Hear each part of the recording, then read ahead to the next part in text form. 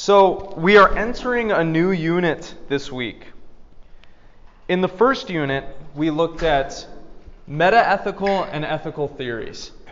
So we looked at a few views on, what are we doing when we're talking about morality? And then we looked at a few views about what makes an action moral or immoral, right? And we looked at a bunch of views. We looked at Kant's deontological view, utilitarianism, virtue theory, ethics of care, divine command theory, and egoism, right? And all these views were giving us competing explanations for what makes an action moral or immoral. Well, we're done looking at that stuff now. Now we can actually get into the interesting part of the class, which is going to take up the bulk of our discussions in this class, which is ethical issues. This is in the field known as applied ethics. So looking at practices, actual practices that we engage in as a society, or hypothetical practices that we might engage in, and trying to determine whether or not they are moral or immoral. So in this unit, we're going to be looking at a bunch of different ethical issues, and we're going to look at them through the lenses of the ethical theories that we've been looking at so far. First, we're going to look at animal ethics. So, one question you might have if you're thinking about ethics, if you're doing ethics, is who or what should be worthy of our ethical consideration? Some people think animals shouldn't be. Some people think animals should be. Well, as you'll see today, Peter Singer is going to tell us that for some reason this is being a little strange. Peter Singer is going to say that animals are worthy of our ethical consideration, and he's going to put forth an argument for why we should be treating animals differently than we do now. So that is what we're going to be looking at today. But before I start the lecture, let me just ask a question. Have y'all ever considered animal ethics before? Have you talked about it with your friends, family members? How do we treat animals nowadays? Are we treating them morally, or are we not treating them morally? What do you think? Depends on the animal. Depends on the animal? Depends Yeah. on the people. I feel like it depends on the country. Okay, say more about that. Are there countries that are treating animals better, certain animals not so great? I feel like in some countries that animals have homes, and in some countries animals, they just run around. Okay, so you're talking about like domesticated and not domesticated, like pets and other animals like that? Yeah, sure. That makes sense. What do the rest of y'all think? Yeah, Brian. We treat dogs, cats pretty well. We don't treat stray cats well. Obviously, everyone hunts, or a lot of people hunt. This is Pennsylvania, I'd say. Most of the land around here is hunting land. Okay. So, whether you think that's treating animals poorly or well, up to you. But I'd say we only really consider pet animals when we talk about this. Okay. So, when you were talking about hunting, does anybody here think hunting is just fine? It's moral? Yeah? Are there cases in which it could be immoral? What do you think? Yeah? Do you want to weigh in on that, Ben? I don't think it's exactly fair hunting to take a high-powered rifle against a lion from 4 miles away. Like, it's not a fair chance of the animal. And you're not even using it to, for sustainability of yourself or food. You're doing it to mount it on the wall. Okay. Okay, so there's something a little bit nefarious or unfair about hunting. Anybody agree with that? Yeah? Do you want to weigh in? Yeah, I was just thinking about poaching, hunting animals for material use, not food, but I don't know how to explain it. The elephant tusks and just killing animals. No, that makes sense. The issues that y'all are bringing up here are ones that we're going to be talking about today. As we'll see, Singer has a very particular opinion about animals and how we are treating them. He has what you might say is kind of a radical view on how we should treat animals and what kind of weight we should give their considerations. So keep some of those ideas in your mind as we talk about what Singer has to say in this piece today. Okay, so Peter Singer is an Australian philosopher. He's someone who is, one of the most famous philosophers existing today. Somebody who has published a number of books on ethics and moral philosophy. He's actually a professor, I believe, at Princeton. So he is somebody who is high up in the academic field, who is well known, who's been writing on these issues for a very long time, and who's written some pretty controversial pieces on things like animal ethics, animal rights, and other issues as well, such as who we have moral obligations towards with regards to people in other countries and ameliorating their issues. So we're going to be examining this guy's philosophy today on animal ethics. He specializes in looking at these issues from a utilitarian perspective. So that is kind of the foundation of the arguments that he's going to be making. If you're not a utilitarian like him, you might still agree with the kind of arguments that he'll be making. So don't discount him just because he kind of follows a different ethical theory. Let's try to examine some of the claims that he's going to be making today about our social practices surrounding treatment of animals. See where he goes wrong, where he goes right, what y'all think about this. In this piece specifically, he's going to be making a number of claims about meat production, fur and leather production, animal experimentation, all these different ways that we treat animals that may be immoral. And he's going to be pushing, especially in this book, animal liberation for vegetarianism. So he thinks that animals are not being considered as much as they should with respect to our farming and food production processes. So he's going to be saying that, honestly, we should just cut meat out of our diets entirely so that we don't support this immoral factory farming system that is causing animals a lot of suffering. So as we go through the lecture today, I want you to think about whether or not you agree with that, agree with his points. Okay. I asked you to read today one of the chapters of this book, Animal Liberation, that he wrote, I believe in the 1970s. So he wrote this decades ago. And this was kind of his manifesto with regards to arguing for animal rights and arguing for us changing our current treatment of animals. In this book, he makes it clear that his goal is to bring awareness to animal discrimination, to stop such discrimination, and to change those attitudes that kind of lead us to just not consider animals at all in our moral calculus, but to actually think about them, think about their capacity for suffering, and integrate that into our decision making when we're trying to figure out what kinds of diets we should have, what kinds of products that we should buy, etc. And so in this book, he's going to champion the idea that animals do have rights, or at least we should treat them as if they have rights. And he's going to be arguing for vegetarianism, because he's going to say that a lot of the ways that we're currently treating animals are extremely immoral and is ignoring their suffering. And he thinks that we could produce a better world, we could treat animals a lot better, actually consider their suffering, if we took meat out of our diets, and if we actually thought of them as beings that have rights like humans have rights. Any questions so far? Okay. So he begins this chapter by talking about rights. What are rights based on?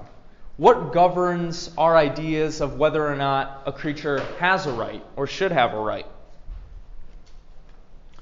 Well, he notes that one argument that people often make is that animals don't or shouldn't have rights because they're not equal to humans, right? Animals aren't as intelligent as humans. Animals aren't really the same species as Homo sapiens, right?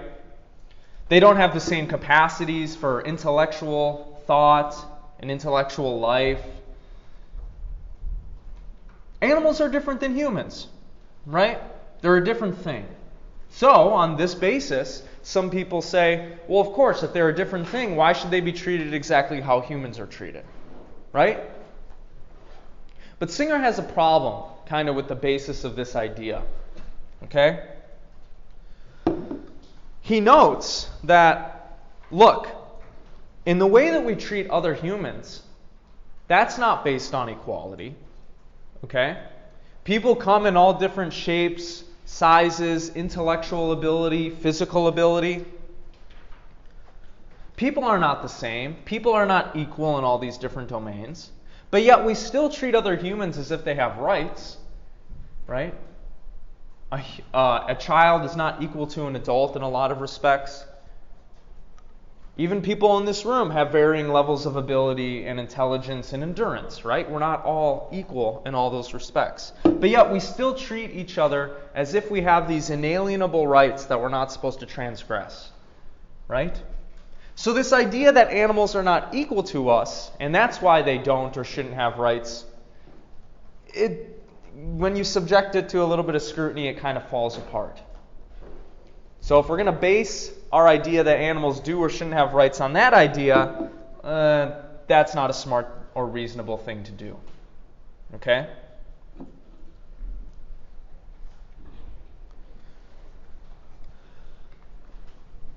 He breaks down human rights further by trying to figure out what they are based on.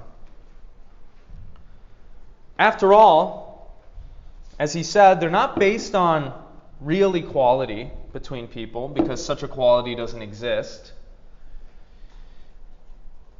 They're not based on sex or race or physical characteristics, right? Doesn't matter if you're male or female or intersex. It doesn't matter if you're black or white. Humans have rights, right? And we treat humans as if they have rights. Doesn't matter if you have legs or no legs, right? Limbs or no limbs. Eyes or no eyes. In virtue of being a human, we treat them as if they have certain rights we should not violate, right? And these aren't based on physical characteristics. They're not based on sex. They're not based on race. Similarly, we don't confer human rights based on intelligence, right? After all, we say that children have rights, and even people who have mental disabilities, for example, they have rights, don't they? And people who are in comas, right? Or who are in vegetative states in the hospital, right? They also have rights. We don't treat them as if they don't have rights. So, we treat humans as if they have rights, but this isn't based on their physical characteristics, it seems, their sex, their race, their level of intelligence. If it's not based on any of these things, why do we think that humans have rights? Or why do we treat them as if there are just certain rights we ought not violate? Why do we have this institution at all? What is this idea based on? That we should just respect people in certain ways and not seek to control them. Well, Singer is going to argue that we recognize that humans have the capacity for suffering. That's why we treat them in a certain way. And this makes sense, right? You recognize that I have a capacity for suffering. I recognize that you have a capacity for suffering. And that governs my behavior towards you.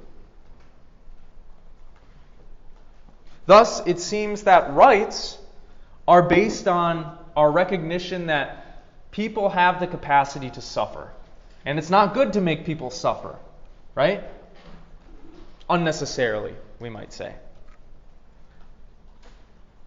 But notice that this characteristic, that humans have the capacity to suffer, is something that animals also have, right? Animals can suffer. And you can clearly see sometimes when an animal is suffering. Or what might make an animal's life better, right? We can kind of know what that is, right? So Singer argues that if our treatment of other humans is based on this idea that they have the capacity to suffer, and our rights are kind of based on that idea, there's no reason we shouldn't treat animals as if they have rights too, because they too have the capacity to suffer. All humans and animals have the capacity to suffer, so their interests and lives should be given equal consideration. This is perhaps one of the radical points of Singer's philosophy. As we'll see, he doesn't just think that we should be giving more consideration to animal life and animal suffering. He thinks that prioritizing human welfare and human lives over other animals' lives, there's something discriminatory about that that's bad. So think about that in the back of your minds as we continue to go through this. See if you agree with him. Being a good utilitarian, following in the utilitarian analysis that Bentham provided and that Mill provided that we looked at, he notes that our capacity for suffering is what allows us and animals to form interests and preferences at all. If we didn't have this ability to suffer, we wouldn't prefer some things over other things. We wouldn't be interested in some things over other things. But we do have preferences and we do have interests. Likewise, animals have preferences. Animals have interests, right? They might not be as complicated as ours or as thought out as ours, but you can see that, right? Your pet dog has preferences when it comes to the treats that they eat or the toys that they like, right? Or where they want to sleep. It's the same thing with other animals as well, right? In varying degrees. And so he says, if a being suffers, there can be no moral justification for refusing to take that suffering into account.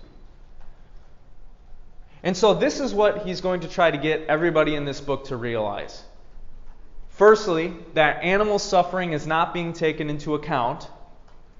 Secondly, that we are morally obligated to take animal suffering into account if we can do something about it, and if we can prevent it. And third, he's trying to get people to do this more. He's trying to get them to actually think about how their actions are causing animal suffering, on how they're impacting not just humans, but also animals as well. And if you wanted to extend this line of argumentation, we could talk about environmental ethics too, right? Which we'll get to later in the class. So how are we currently treating animals? Well, Singer doesn't think that, especially in the Western world, we're doing a very good job at treating animals well. Okay? He says that if you just look at how we do things in society, in our economy, in what we produce, and how our companies are run, our current practices consider human welfare much higher than animal welfare. In fact, if you just examine how we farm, how we keep animals as pets, how we create animal products, he's going to say the majority of humans don't really give a shit about animals at all. They don't really care. Unless the animal is like their pet, right? But they don't care about the cow that gets slaughtered so they can have their burger on Wednesday nights, right? And Singer thinks that this is a problem, okay? He's not happy about this, all right? He thinks that it is speciesist to consider human welfare above animal welfare. This is the radical part of his philosophy, we might say. Okay? Speciesism is the view that a particular species' interests and lives are worthy of more consideration than others. It's clear, right, that in Western society, perhaps in just human society in general, we value human life more than animal life, right? We value human welfare more than animal welfare. Well, should we do that? Is that justifiable?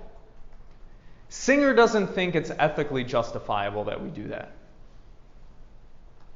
He doesn't think so. Now, you might disagree with him. We'll talk about that. I promise we'll get to it. But he thinks that currently our practices are speciesist, they're morally unjustifiable, and they're immoral. Okay? We are not treating animals how we should.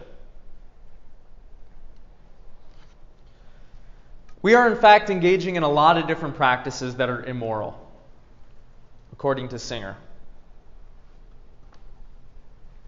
We talked about some of them at the beginning of class, right? Lots of people don't treat their pets right.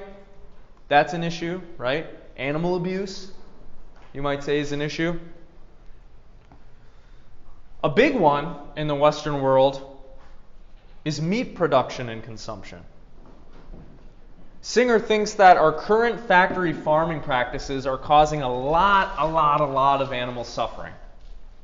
Okay? We're keeping animals in these small pens, crowded together. We're giving chickens growth hormones so that they can't even walk on their legs for more than a few seconds before collapsing. Or keeping them in cages.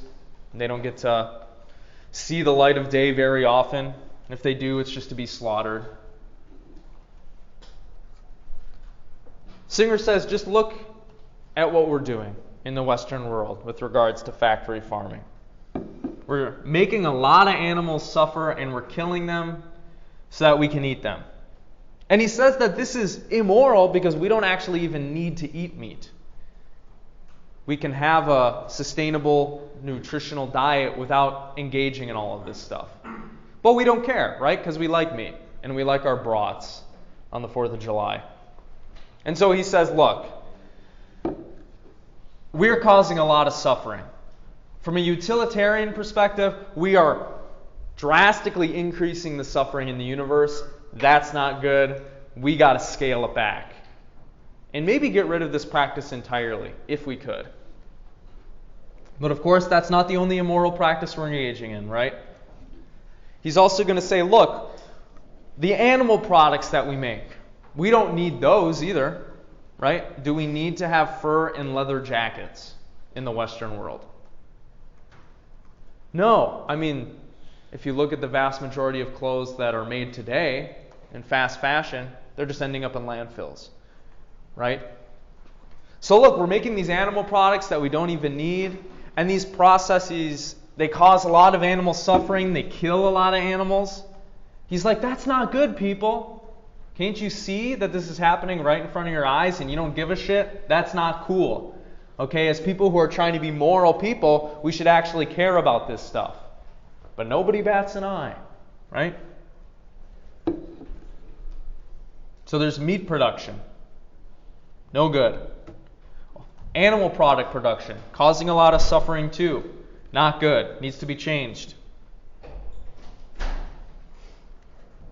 There's animal experimentation, right? We test our products on animals. And we use them in scientific experiments. Psychological experiments, biological experiments, chemistry experiments, right? Are the animals in these experiments treated right?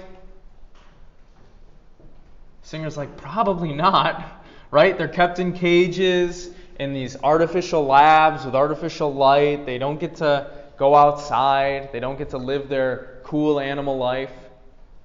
No, instead we test things on them. We cause them suffering.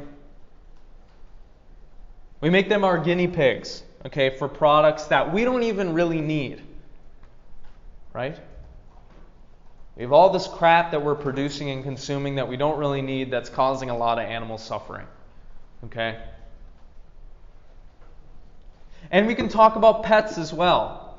Exotic pets is a big one, right? A lot of people who are involved in this exotic pet institution or trade are not treating these animals appropriately, right? They end up in homes or climates that they're not supposed to be living in. That's causing them suffering. Or they're being released into the wild and destroying habitats or wreaking havoc in neighborhoods and stuff like this. Do you think that animals that, for example, the Tiger King was taken care of, were treated right, and were living good lives? Y'all remember Tiger King, right? Fun show.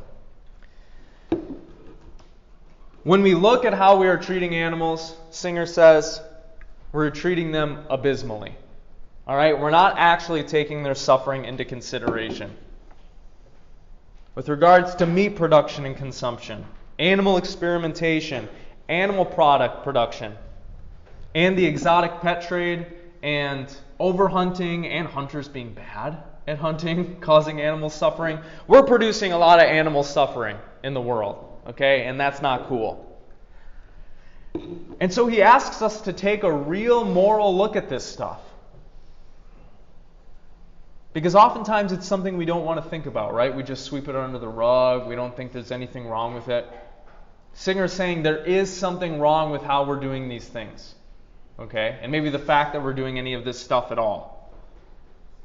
He thinks that these practices are speciesist insofar as they're considering prioritizing human welfare over other species' welfare, and they're immoral because of the amount of suffering that they're creating.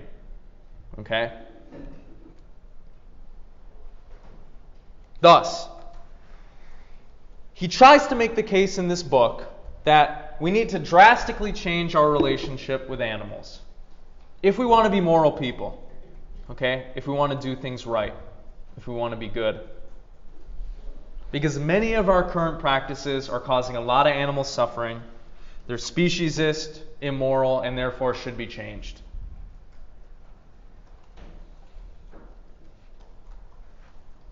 Of course, this would require a reformation in a lot of different areas of human society, right? We would need to change our farming practices, how we hunt, perhaps what we hunt, our production processes, how and if we even cultivate animal products at all, when it comes to fur, leather, things like that, horns, so on and so forth. How we produce just products that we consume as humans, like shampoo, makeup, things like that. Do we need that stuff? If we do need it and we do want it, do we really need to test it on animals? Well, these are all questions that we should be considering. And thus, in order to be, I think, consistent, he says, if we're going to be moral people following this perspective, if we're actually going to take animal welfare into consideration, we should be vegetarians. Why? Because by consuming meat, you're supporting those institutions that are causing a lot of animal suffering. Listen, I love those buffalo chicken Tyson Anytizers. Okay, they're awesome. They taste so good. Oh, they got like MSG in them. I don't know. They're great. But Singer's like, if you eat that stuff, you're supporting an organization that's causing a lot of animal suffering. How can you do that if you want to be a good person? Well, it's a good question. Maybe you don't think there's anything wrong with it. But this is the view that Singer takes. He's encouraging us to try to reflect on how it is that we've organized things in society. Because currently it's producing a lot of animal suffering, and that's not cool. Okay?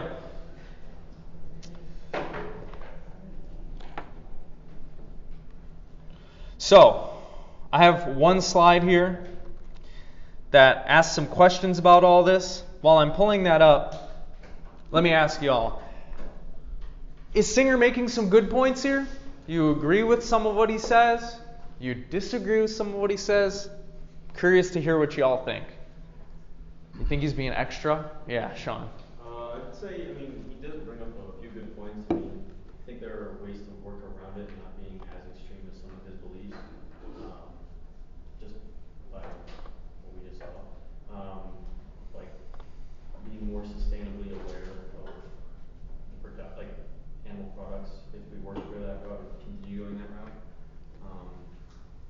yeah, I don't think everyone on the planet could follow these beliefs, whether it be cultural or religious practices.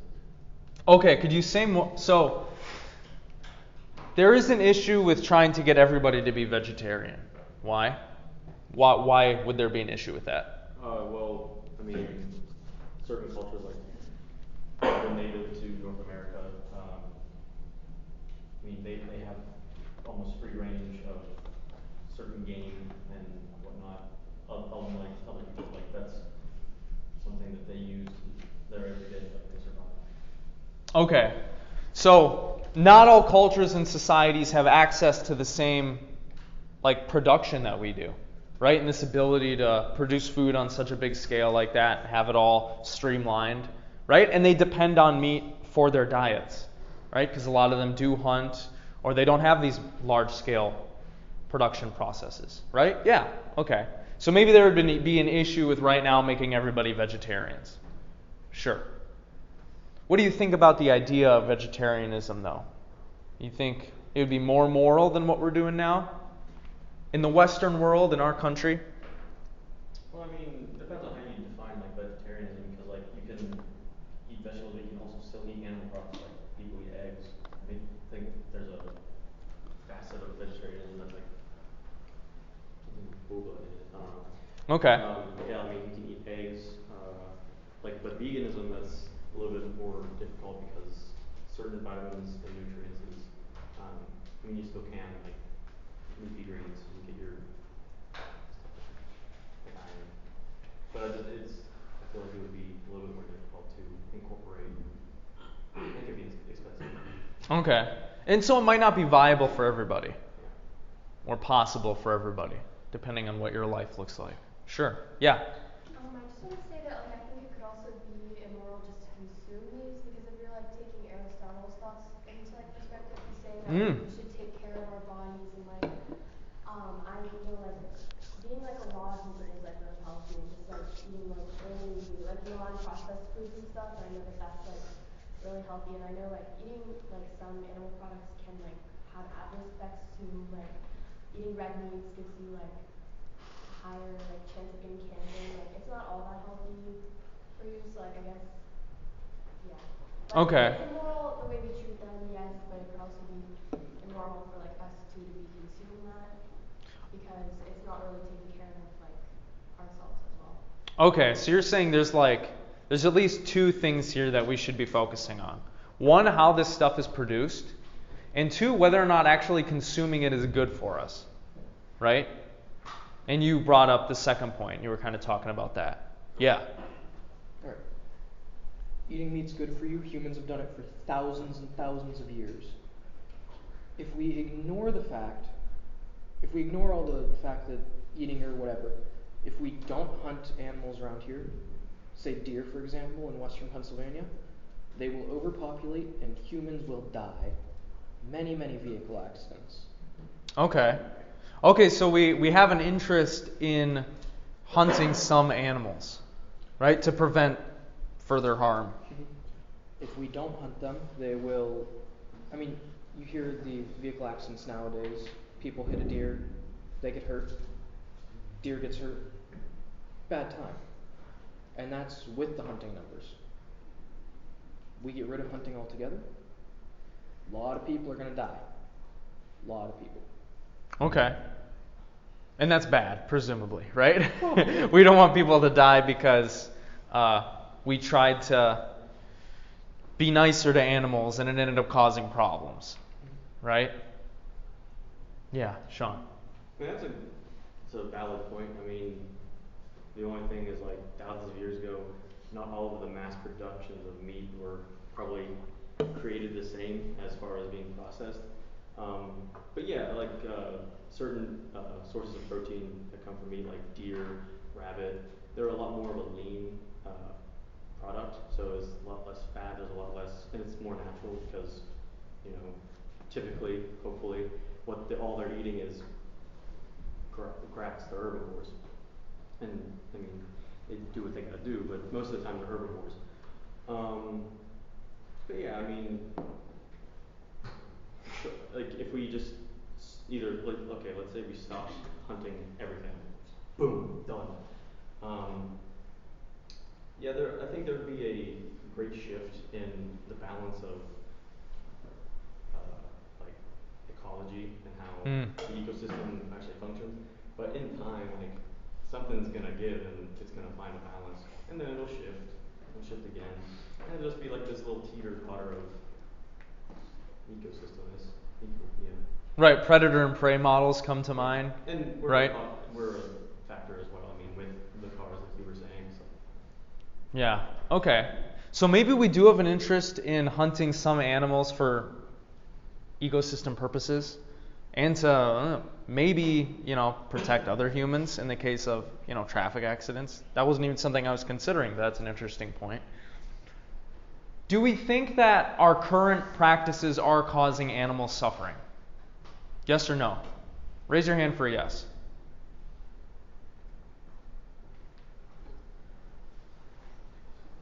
I think it's clear that a lot of our practices are causing suffering. What people are going to disagree on is whether or not that's immoral, right? Does anybody think it's not immoral?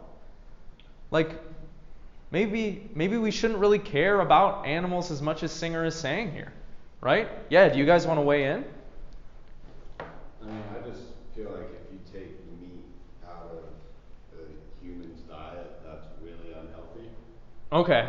Especially because I don't think the majority of people are just going to eat vegetables. They're probably going to eat like a lot of processed junk.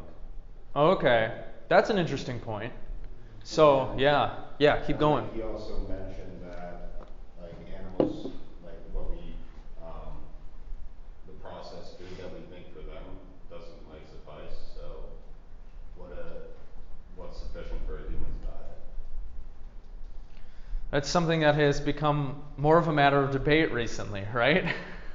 Yeah, but that's an interesting point. So if we think about changing people's diet, like trying to nudge people in the right direction, maybe like stopping meat production altogether would have really bad effects. Because then people would go to like the Hostess cupcakes, and they would go to like, the sugary cereals and the other processed foods, and fill up on that. Whereas filling up on meat would actually be better for them. Even then, to bake, you need eggs. Yeah? I'll come back to you. Yeah. I do think that farming and animal testing and everything is immoral, but also I feel like vegan food is a lot more expensive, so I don't know if it would be accessible for everyone to get, which I do think it is moral, like I said, but I feel like it wouldn't be realistic for everyone to be vegan or vegetarian. So. Okay. Yeah, so similar to what Sean was bringing up, right? Like maybe these diets, are not feasible for everybody in Western society right now and globally to take on. Yeah? Is the issue eating meat, or is it the commercialization of the way they're farmed? I think people are going to have differing views on that, right? I think Singer thinks primarily that it's how it's being farmed that's the issue. Not that eating meat itself is immoral. I think he would say, look, if you're living in a situation in which you're out in the wilderness and you need to hunt to survive, yeah, you do that, But he's saying, look, right now, we're causing unnecessary suffering on a massive scale. Yeah, that's what I was going to get into, because what you just said, veganism, it can be expensive. The production of, or the how meat and animals are treated and commercialized, to some moral, whatever. So I feel like the solution in a perfect world would be 100% sustainability with each individual person. You grow your own food, you do your own hunting, and I mean, if everyone does that, I feel like it also wouldn't change the balance of one person doing it on a mass scale, but I feel like it would be more moral if we appreciated it more and understood it, not just going to the store, getting your 40, 60 ground chuck and making burgers. Sure. Yeah, Brian? You buy half a cow from a local butcher, it'll feed a family of 4 for a whole 5 months. Long time, yeah. A lot of the farms around here, they've taken this into account. They kill their animals morally. However, In a way that hopefully causes them less suffering than some of the other killing methods, right? And I mean, we don't really. I'm 90% sure that I think the statistic is 40% of animal farms aren't even owned by, like, the big animal farms, Tyson Chicken, all that stuff. They aren't even owned by anyone in the U.S. They're owned by people over in China and Japan. And so what does that mean? What kind of implications does that have? This is a global issue. We try and fix it here. Okay. Politics are completely different. They eat dogs in Korea. Do we eat dogs here? Not usually. Difference of opinion. So even there might be interesting problems that arise from trying to fix things in the United States. How global trade and economics work. Yeah. Yes. So I grew up in the country. I'm heart and soul redneck, like I am completely. So I'd say like pretty much all the families that I live around are all farmers. They raise their cattle, they take it to the butcher, and they sell their meat and all that stuff. So it's probably the best pure meat that you can buy. And I feel like some of these like mass production meat spots, instead of getting it from like a local farmer, are like is where I think this controversial thing coming to, because people think that yeah, there's certain stuff in this meat to where it's not too good for me. But when I'm back home, I go over to my next door neighbor, hey, can I have a pound of ground beef? Absolutely. Yeah. I know what I'm getting, so I think that's where people think that they don't know what they're getting in their meat. Okay, so you're saying, look, eating meat itself isn't wrong, right? And farming itself isn't wrong, right? So then the question is, how should we do it? And then, yeah, what are people putting in the animal products that people are eating, right? There's like, I know what I'm getting in my beef. Like I have literally, there's farms all over where I live. Right. I'm behind all that stuff. So yeah, I think that how this started was because people don't know what they're putting in that meat. And that it can harm them, right? So it's bad. Like they should be kind of wary about some of what is being mass produced. Because maybe it cuts corners, maybe they are relying on growth hormones, maybe they're putting some stuff in there that is not good for the human body. Yeah? Yeah, I mean, there was a study that came out when I was in college that, processed deli meats were linked to all these diseases and cancer, right? Well, the processed deli meat that you buy, in the little plastic thing at the grocery store is not the same thing that you get from like a local farmer, right? It would be different. Yeah. Yeah, so there's that element too. Well, I was just going to say, I agree with him. Like, my family would buy half a cow. It'll last us 6 months. Yeah. And that's, for the most part, all the meat we buy aside from chicken. Every so often, or maybe some pork. But I also do think that, like, when the stuff gets mass produced, that's when both animals and people are harmed. Okay. Because, like, I've seen a lot of local butchers, and we have, like, a farmer's market around my town. A lot of that stuff, like, you can tell there's a difference in the quality of the food than when you're getting it from the grocery store and it's been through God knows where. Sure. So It tastes so much better too. It does. It's crazy. I have a cousin who's a farmer, and he'll give me some stuff sometimes, and yeah, it tastes great. Yeah. That's my personal anecdote. But yeah, so there are a lot of things to think about here, right? Whether or not eating meat itself is immoral. I don't think a lot of you think it is. Whether or not the way it is being farmed makes it immoral. What is being added to it? Maybe we could talk about social effects. How does, this kind of production, how does it impact people socially, economically, social issues, stuff like that? I want to bring up one of the perhaps more radical things that Singer talks about in this book, which is he criticizes these practices on the grounds that they're speciesist. He says that we shouldn't be speciesist people. That is, people who prioritize human welfare over every other species' welfare. Is there something to this, or do you think he's being a little weird and crazy? What do you think? Yeah. You said this was a utilitarian perspective, right? Yeah, he's coming at it from a utilitarian perspective. They Yeah. also talk about how animals can't experience higher pleasures. Mill did, yeah, but you can still hurt an animal, Yeah. right? And you could give an animal like a better life. Like a lot of animals probably aren't living great lives in these farms, right? So there's that to consider. Yeah.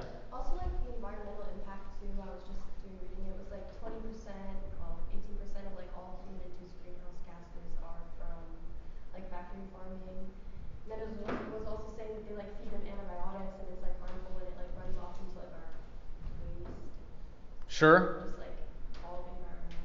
Yeah, so there are the environmental effects to talk about too. Yeah, sure. And I don't know if that goes into like the speciesist thing, but like it affects us and like our species too. So we have an interest in looking out for animal welfare, right? Insofar as it affects us. Do you think that it's wrong to be speciesist? To prioritize humans above other animals? What do you think? I feel like that's like the hardest question to answer, but maybe, I don't know. Like, should we value, mice life the same as human life? No. Okay, so you're going to say, look, sometimes being speciesist is okay. Yeah, but maybe that's just because like we like all grew up with like factory farming and like that's what we're told is that the important. Okay. Yeah, maybe our speciesism is deeply rooted. Yeah. Yeah.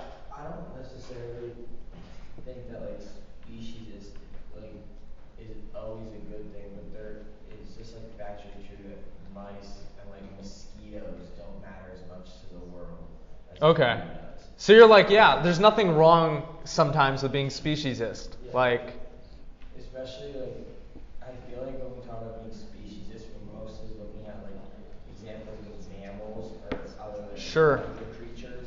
Yeah. Because if you wanted to like really back your point, you have to argue that a mosquito or a tick shouldn't be killed when they have no environmental benefit, no benefit to human life, and are only either a nuisance or carry diseases that can affect us and other species. okay. See, yeah, and maybe we could even say, like, look, if you look at it from a utilitarian perspective, like, we can justify treating some animals differently and prioritizing some animal life above others and human life above some of those, right? I mean, that is currently how most people think and act, right? They don't feel bad when they step on a bug. Like, should we break down, like, when we step on a bug? Or it kind of seems a little... Yeah, or like, if you were a kid, did you ever take a magnifying glass and like light up all the ants on the sidewalk? Like, is that bad? Maybe that signals something a little bit else that might be wrong. But is that immoral? I don't know, If we can be speciesist, can't other animals as well? Like, who's to say we can't be speciesist when animals go out and kill each other so they can have food? It would seem that animals are speciesist, right? Like, inherently. Like, yeah, they're looking out for themselves. Of course, it seems like we are the only ones who have the capacity to be speciesist or not, though. Right? So maybe the fact that that is an open option to us should cause us to consider it. Because the lion is just going to chase the gazelle. The lion can't stop and think, should I kill this gazelle today? Well, if we're the only species capable of being speciesist, doesn't mean that we should be treated differently than animals. I don't know. What do y'all think? We are different than animals. Okay. We have opposable thumbs, we have capacity for reason. Now, we do treat certain animals different. Police dogs, hunting dogs, horses, we use animals as tools. Right. We have to use animals as tools. How many people have farm dogs? How many people have farm dogs? Farm what? Farm dogs. Oh, no. Just not every farm might have that kind of. Yeah? Exactly. Yeah, and my cousin has a farm dog too. Yeah. So, we use them as tools. Is that speciesist? Does speciesist even exist? Is this even a thing we should be considering? Singer thinks it is. But maybe you're just like, maybe, it's not bad to be speciesist. Maybe it doesn't matter. Maybe we can still treat animals ethically and be speciesist. Yeah. I mean, going back to like the mosquitoes and stuff like that. I think we still can appreciate, be respectful towards animals, but also be speciesist, I suppose, because mosquitoes and stuff like that, they do not contribute. I'm pretty sure if we removed them completely from the world would not change. But I don't see any issue or any harm done if we treat cattle or dogs or anything like that better or better. But like, I wouldn't say, I grew up in a rural area as well. I wouldn't say I have a farm, but we have chickens. And when you have chickens, you have other pests, weasels, raccoons. Sure, yeah. We also have a dog. It's a beagle, full bred. But you know what she does? She stays warm in the house because she's old.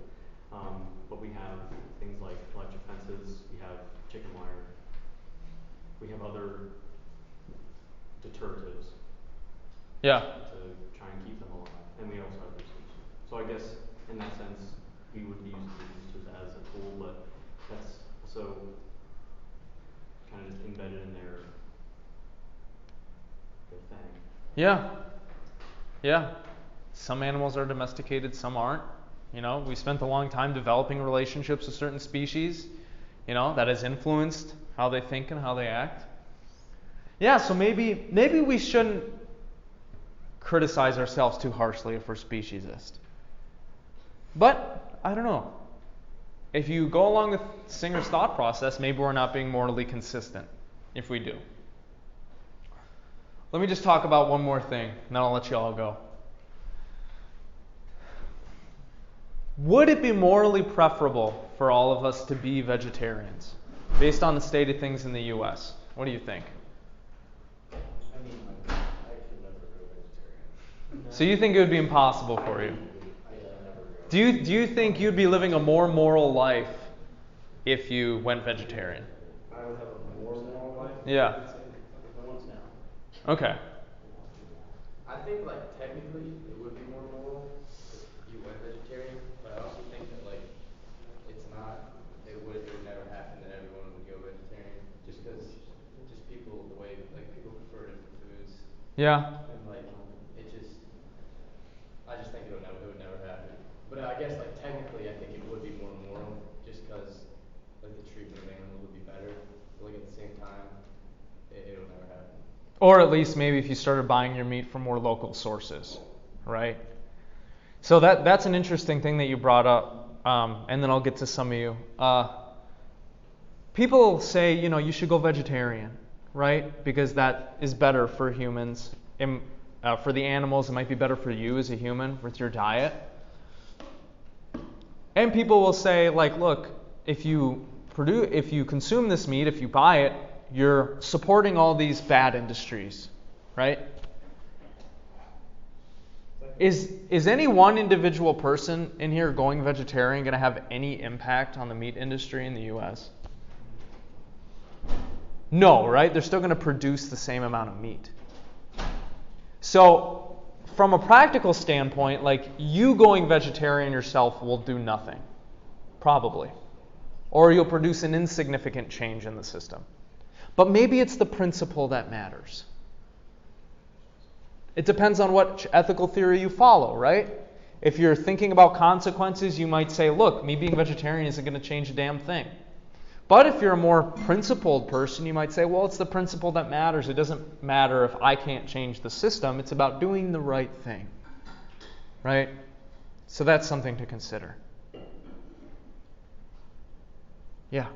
Okay, so I'm not really like vegetarian, but I really like don't eat meat that much, and I actually find it extremely hard because like I don't know, meat just like bothers my stomach. Like I think it's because I think that it's like an actual animal, and I'm like I don't know if I can do this, but I find it very hard. Like whenever I like go out to eat with people, there's meat everywhere, so I feel very limited, and like I don't know, like I kind of like wish I was like fine with like meat because that's literally meat is everywhere. It's at every restaurant, every grocery store. You find yourself to be very limited on things that you can eat. So that's where like my standpoint is. I don't really think that it would make a difference in the world that much if everyone went vegetarian, just because it's already so populated, literally everywhere. It would be so extremely hard to just shut it all down. And, and another thing to consider is like, look, meat production is employing a lot of people. Right? Like what would happen if that industry suddenly collapsed? Like that could have terrible consequences for people, right? So, yeah. I feel like becoming vegetarian in the U.S. is harder than in other countries because like there's less options for vegetarian people than, for example, I lived in France and there's like lots of different like veggie steaks or stuff like that. Yeah. In the U.S. it's harder to find, I feel like. Okay. So do you think that industries and restaurants should like try to provide more of those options? Yeah. Well, if restaurants provide them, then maybe it make it easier for people to take like different stuff. Yeah. Yeah. Yeah. I mean, there is this issue of availability, right? Like, yeah, grocery stores now are starting to have some more of these options in the U.S. But it's interesting that, yeah, our culture is so meat focused that we don't have a lot of the options that other parts of the world do. Yeah, that's interesting. So if we're going off utilitarianism, the amount of enjoyment I get off of eating a steak is worth the cow. You think so? 100%. You love meat that much? Yes. Okay. I'm thinking there are people that will agree. What do y'all think? I agree. You agree? I agree. Oh, do you, based on a utilitarian perspective, do you think the enjoyment you get from eating a good steak is worth killing the animal?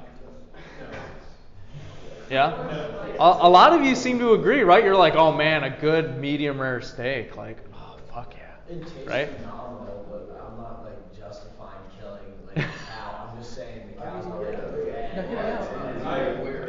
Okay.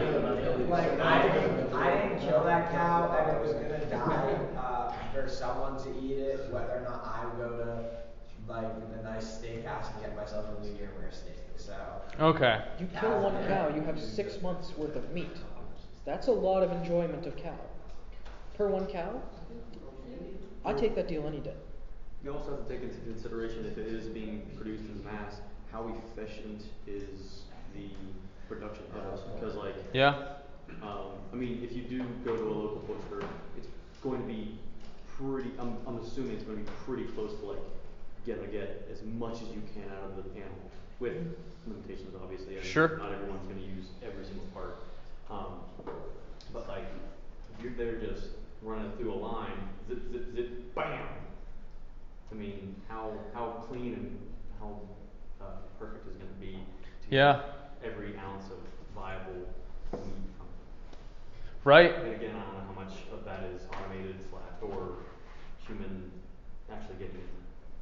So if we're gonna, do the utilitarian thing, we'd have to look at how much meat are we actually getting from one animal. Who is that going to? What is their level of enjoyment? How is that impacting their thoughts and their actions moving forward? Yeah, so on and so forth. Yeah, that's a good point. In any case, this is a big thing in the field of ethics, okay? Animal ethics. There are a lot of people pushing towards us, changing how we treat animals, how we think about animals. It's worth thinking about, right? I think it's interesting to talk about, at least. See what your friends and family members think. Does anybody have any final comments or questions? Otherwise, I'll let you all go. Yeah, Jacob. Like, basically, in short, if we really want to be good people, we'll have to eat grass. Maybe. Well, I don't know. Can't you cultivate other animal products morally? You know, like eggs? Grass is a living thing, that's kind of immoral. You know? Yeah. Maybe you can cultivate animal products in a moral way that isn't meat, you know?